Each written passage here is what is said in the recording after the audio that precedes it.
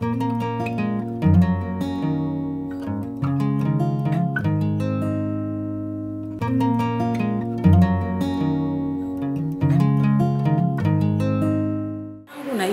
Neema William Zihindi, ni mwanafunzi wa chuo cha Mtakatifu Gaspari.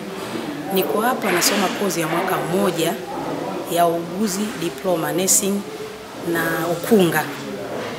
Kwanza namshukuru Mungu nilipata nafasi kwenye website nikaja. Chuo hichi nakifurahia sana. Mazingira ya kulala ni mazuri kwa watoto wa kiume na wa kike. Pia mazingira ya chakula ni mazuri sana, tunapata chakula muda wote na chakula ni kizuri.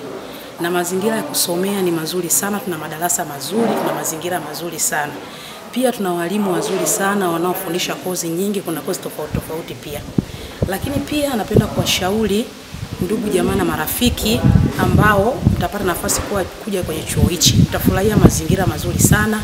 Pia tuna hospitali kubwa ambao unaweza kufanya practical zote na kujifunza vitu mbalimbali. Pia tuna viwanja vya michezo ambao vinatusaidia kuimarisha mwili. Chuo chetu pia kinasisitiza nidhamu.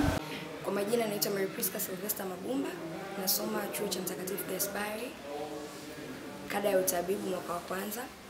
Katika chuo chetu tunafaidika na mambo mbalimbali. Katika kozi ya utabibu tuna walimu wa kutosha ambao wanatufundisha wanafunzi wote vizuri na ufuatiliaji pia ni mzuri. Pamoja tuna maeneo mazuri ya kujifunza kwa vitendo.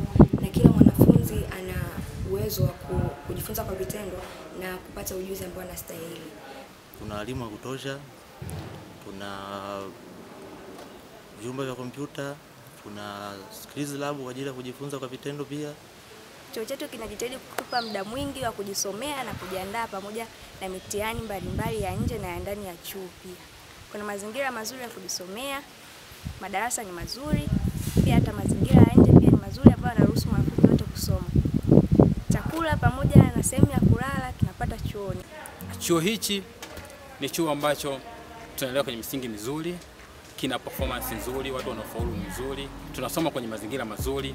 Na kama wewe ni mzazi au mwanafunzi unasikia matangazo haya popote hapo ulipo, tunakukaribisha sana katika chuo hichi. Katika chuo chetu tunafaidika na mambo mengi.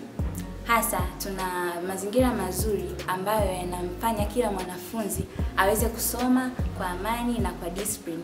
Pia tuna sehemu za hostel ambazo zinatusaidia katika kujihifadhi katika muda wote ambapo tunakuwa hapa chuoni. Pia tuna hospitali ambayo ipo karibu inayotusaidia kujifunza kwa vitendo, hasa katika hii kada yangu. Tuna mashine za kutosha hospitali ambapo tunaweza tukajifunza jinsi ya kutumia zile mashine katika kutibu watu kwa kutumia hiyo mionzi.